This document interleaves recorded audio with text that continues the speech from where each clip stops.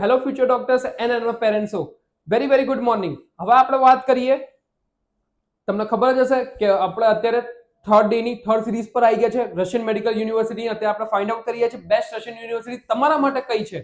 તો હવે થર્ડ નંબરની યુનિવર્સિટી છે Ivanovo state medical university. First of all હવે આપણે આ યુનિવર્સિટીની વાત કરીએ તો આપણે વાત કરીશું એનું અબાઉટ યુનિવર્સિટી, સ્ટેટસ, એસ્ટાબ્લિશમેન્ટ ક્યારે થયું, પછી એનું સિટી, ડિસ્ટન્સ કેટલું છે, ઇઝી એક્સેસેબલ રૂટ શું છે એની વાત કરીશું, ક્લાઇમેટિક કન્ડિશન ત્યાંની કેવી છે એના ઉપર વાત કરીશું, recognition, medium of teaching, ranking ઉપર વાત કરીશું, education quality, clinical exposure, Indian student ત્યાં કેટલા છે અને એની સેફટી કેવી છે એ મોસ્ટ ઇમ્પોર્ટન્ટ છે એના ઉપર વાત કરીશું, અને એફએમજી પાસિંગ રેશિયો તો ખરો જ.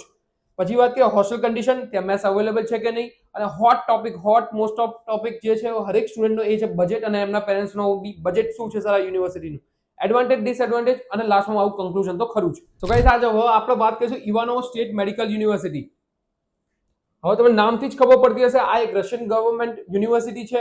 અબાઉટ યુનિવર્સિટી, સ્ટેટસ શું છે નામથી જ ખબર પડશે કે આ સ્ટેટ મેડિકલ યુનિવર્સિટી છે. પછી વાત કરીએ ઇસ્ટાબ્લિશમેન્ટની. ઇસ્ટાબ્લિશમેન્ટ, જસ્ટ અ સેકન્ડ, 1930 નું ઇસ્ટાબ્લિશમેન્ટ છે. મીન્સ તમે જોવા જાઓ 90 યર ઓલ્ડ યુનિવર્સિટી તમે માની શકો છો. મીન્સ એક્સપિરિયન્સ સારો છે. હવે વાત કરીએ સિટીની, તો સિટી ઇવાનોવોમાં જ સિચ્યુએટેડ છે. ઇવાનોવો.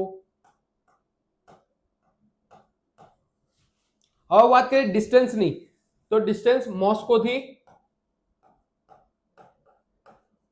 ઓનલી ને ઓનલી 280 કિલોમીટર્સ. અગર તમે મોસ્કોની આસપાસની યુનિવર્સિટી શોધતા હોય તો one of the best option હોઈ શકે છે તમારા માટે. હવે વાત કરીએ ઈઝી રૂટ, તો પછી દિલ્હીથી મોસ્કો, મોસ્કોથી બાય બસ ઇવાનોવો. આ એક બેસ્ટ રૂટ છે, આનાથી સારો કોઈ રૂટ છે નહીં. હવે આપણે એની વાત કરીએ ક્લાઇમેટિક કન્ડિશનની. ક્લાઇમેટિક કન્ડિશન ઇવાનોવોની અંદર એટલી બી હાર્શ બી નથી, એટલી પ્લીઝન્ટ બી નથી, મીન્સ મીડિયમની અંદર છે. -15 થી લઈને -20 ડિગ્રી સેલ્સિયસ પીક વિન્ટર્સમાં જાય છે. આ સમર્સની વાત કરીએ, સમર્સની અંદર +25 થી +35 ડિગ્રી સુધી જાય છે.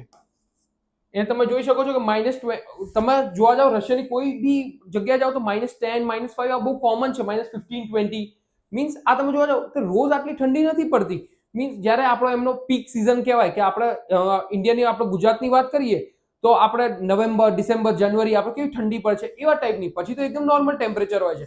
અને તમે ત્યાં જાઓ છો તો ત્યાં તમે એકદમ વેલ પ્રિપેર છો, તમારું જેકેટ, બૂટ સાથે, કેપ્સ, હુડી સાથે બધી જગ્યાએ તમે પ્રિપેર છો એટલે તમે કોઈ વાંધો નથી આવતો, અને બધી જગ્યાએ સેન્ટ્રલ હીટેડ સિસ્ટમ હોય છે. પછી હવે આપણે વાત કરીએ રિકોગ્નિશનની. રિકોગ્નિશન તો WHO, NMC, ફેમર, ECFMG બધી જગ્યાએ સર્ટિફાઈડ મળેલા છે. બધી જગ્યાના સર્ટિફિકેશન છે આ યુનિવર્સિટી સાથે. મીન્સ તમારા બધા સર્ટિફિકેટ છે યુનિવર્સિટી પાસે. મીન્સ તમારે કોઈ ટેન્શન લેવાની જરૂર નથી અગર તમારે MD US, લંડન, કેનેડા એવી જગ્યાએથી કરવું હોય તો. પછી વાત કરીએ મીડિયમ ઓફ ટીચિંગ. ઇંગ્લિશ મીડિયમમાં ટોટ પ્રોગ્રામ કરે છે આ 6 વર્ષ માટે.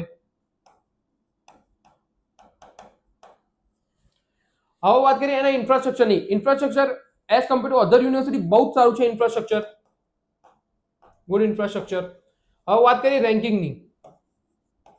રેન્કિંગની બી અંદર વર્લ્ડ રેન્ક અને કન્ટ્રી રેન્ક.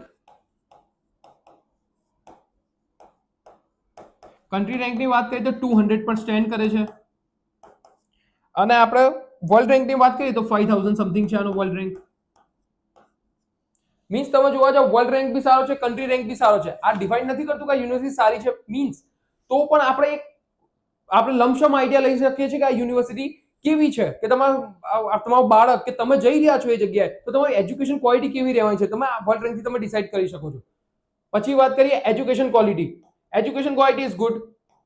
કોઈ બી રશિયન યુનિવર્સિટીમાં જતા રહો તમે સારી જ મળવાની છે, એના માટે કોઈ વાંધો નથી. બીકોઝ ત્યાં જઈને શું હોય છે, તમે જ્યારે બી રશિયન મેડિકલ યુનિવર્સિટીમાં જાઓ કે પછી ગુજરાતની ગવર્મેન્ટ મેડિકલ યુનિવર્સિટીમાં જાઓ, ભણવું તો જાતે જ પડે છે. એ ખાલી તમને એક હેલ્પ કરે છે.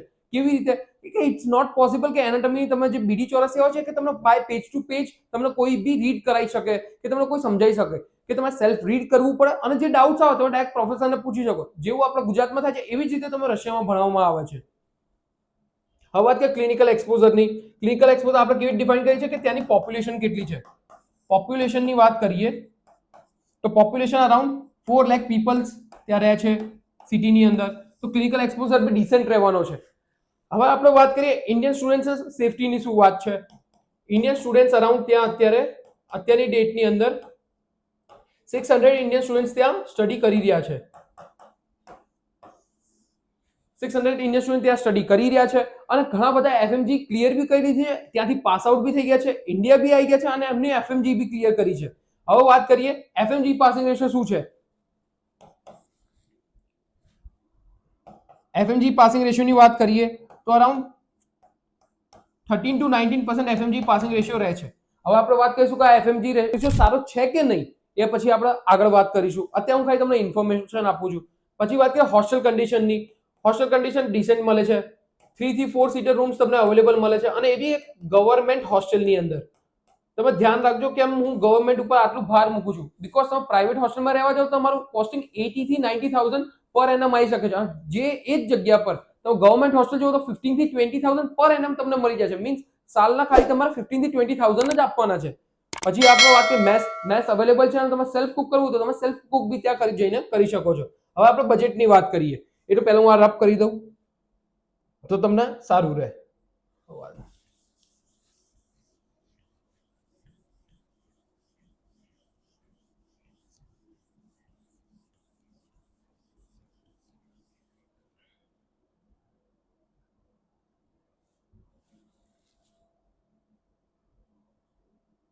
હવે આપણે આના બજેટની વાત કરીએ. પર સેમેસ્ટર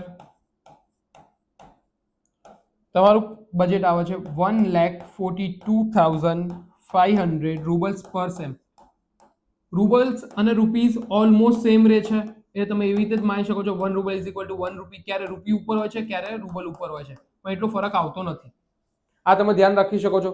તો ગાઈઝ હવે આપણે વાત કરીએ એડવાન્ટેજ અને ડિસએડવાન્ટેજ. હવે તમને ખબર પડી જ ગઈ હશે કે એડવાન્ટેજ શું છે અને ડિસએડવાન્ટેજ શું છે. તો બી હું પર એકવાર તમને બાયફર્કેટ કહી દઉં. યુનિવર્સિટી સ્ટેટ યુનિવર્સિટી છે, આપણે ટિક માર્ક આપીશું. સિટી ડિસ્ટન્સ રૂટ 300 કિલોમીટર છે મોસ્કોથી, એક પ્લસ માર્ક. ક્લાઇમેટિક કન્ડિશન સારી છે, એટલી હાર્શ વિન્ટર થતી નથી. Climatic condition good. Recognition WHO NMC બધાથી અપ્રૂવ છે, tick mark. Medium of teaching ઇંગ્લિશમાં છે. ઇન્ફ્રાસ્ટ્રક્ચર સારું છે, ટિક માર્ક. રેન્કિંગ બી તમે જોવા જાઓ as compare to other university સારી છે, આને બી ટિક માર્ક. એજ્યુકેશન ક્વોલિટીની વાત કરીએ તો એજ્યુકેશન ક્વોલિટી બી સારી છે, ટિક માર્ક. ક્લિનિકલ એક્સપોઝર સિટીની અંદર ઘણા બધા પેશન્ટ છે અને એક જ રિજનલ હોસ્પિટલની અંદર તમારા ક્લિનિકલ એક્સપોઝર થાય છે, મીન્સ તમારી ક્લિનિકલ ડ્યુટી થાય છે, મીન્સ ગુડ માર્ક. ગવર્મેન્ટ હોસ્પિટલની અંદર જ થાય છે, એ વસ્તુ ધ્યાનમાં રાખજો તમે. ઇન્ડિયન સ્ટુડન્ટ્સ બી સારા છે અને સેફટી બી સારી છે, ટિક માર્ક. એફએમજી પાસિંગ રેશિયોની વાત કરીએ તો હું આને તો ક્રોસ આપવા માંગીશ બીકોઝ હજુ આનો 16 to 20% આનો પાસિંગ રેશિયો રહે છે. આના કરતાં બી સારી સારી યુનિવર્સિટી છે પણ આપણે ડિસ્કસ કરીશું આગળ. હવે વાત કરીશું હોસ્ટેલ કન્ડિશન અને મેસ. ગવર્મેન્ટ હોસ્ટેલ અવેલેબલ છે અને મેસ બી અવેલેબલ છે, ટિક માર્ક. બજેટ તમે બજેટ જોવા જાવ તો બજેટ વન ઓફ ધી મોસ્કોની તમે આજુબાજુ જોવા જાવ તો વન ઓફ ધી બેસ્ટ યુનિવર્સિટીમાંથી એક આવે છે જેનું બજેટ આટલું ઓછું છે. તો આપણે આને બી ટિક માર્ક આપીશું. એડવાન્ટેજ ડિસએડવાન્ટેજની વાત થઈ ગઈ. હવે આપણે તમને ખાલી એક જ ડિસએડવાન્ટેજ દેખાય છે, એફએમજી પાસિંગ રેશિયો. તો હું તમને એક વસ્તુ કહેવા માંગીશ, જે એફએમજી પાસિંગ રેશિયો છે એની અંદર તમે શું કરી શકો છો કે આ બધું સ્ટુડન્ટ પર ડિપેન્ડ કરે છે. અગર કોઈ સ્કોલર બેચ ગયું હોય તો એને એફએમજી પાસિંગ રેશિયો વધારે હોય, એ વાત તમે સમજી શકો છો. પછી વાત કરીએ કન્ક્લુઝનની. આ યુનિવર્સિટી સિલેક્ટ કરવી જોઈએ કે ના કરવી જોઈએ? Yes, recommended. તમે આ યુનિવર્સિટીમાં એડમિશન લઈ શકો છો. હવે આની વાત કરીએ એક ડિસએડવાન્ટેજની. એક જ ડિસએડવાન્ટેજ છે, એ છે સીટ્સ. આ યુનિવર્સિટીની અંદર સીટ્સ ખૂબ જ ઓછી છે, મીન્સ 60 થી 100 સીટ્સ હોય છે હર વર્ષે. એની અંદર તમે જોવા તો એપ્લિકેશન્સ અરાઉન્ડ 500 જાય છે. મીન્સ આની અંદરથી આટલા સ્ટુડન્ટને જ એડમિશન મળે છે. તો કયા બેસિસ પર મળે છે? નીટના બેસિસ પર મળે છે કે પછી ત્યાંનો એન્ટ્રન્સ ટેસ્ટ હોય છે એના બેસિસ પર મળે છે? તો અહીંયા યુનિવર્સિટી એન્ટ્રન્સ ટેસ્ટ ઉપર મળે છે. યુનિવર્સિટી એન્ટ્રન્સ ઉપર તમને અહીંયા એડમિશન મળે છે. તો આની અંદર તમારે શું કરવું જોઈએ? અગર તમારે ઇવાનોવો સ્ટેટ મેડિકલ યુનિવર્સિટીમાં એડમિશન લેવું હોય તો આની અંદર તમારે એપ્રિલ એન્ડ કે મે સ્ટાર્ટિંગમાં એપ્લિકેશન આપવી પડે. આનાથી શું થાય છે કે આ યુનિવર્સિટી અરાઉન્ડ 3 ટાઈમ્સ એન્ટ્રન્સ લે છે, તો એની અંદર આપણે શું ફર્સ્ટ ટાઈમ ગયા હોય તો આપણા ચાન્સીસ વધી જાય as compare to second chance અને થર્ડ ચાન્સ. અને આની અંદર બી તમારે કોઈ હેલ્પ જોતી હોય તો અમારી જે ટીમ છે એ તમને સરખી રીતે ગાઈડ કરી આપે છે, બીકોઝ અમારા સ્ટુડન્ટ્સ ત્યાં હજુ સ્ટડી કરી રહ્યા છે, ત્યાંથી પાસ આઉટ બી થઈ ગયા છે, એટલે અમને ખબર છે કે how to crack the entrance test એ અમારી જોડે છે. તો એના જ માટે તમે અમને કોલ કરી શકો છો, અમારા જો કન્સલ્ટેશન બુક કરી શકો છો, અમારા થ્રુ એડમિશન લેશો તો તમને આ વસ્તુનો ફાયદો થાય છે. હવે વાત કરીએ કન્ક્લુઝન થઈ ગઈ, જે માઇનસ પોઈન્ટ હતા એ મેં તમને કહી દીધા.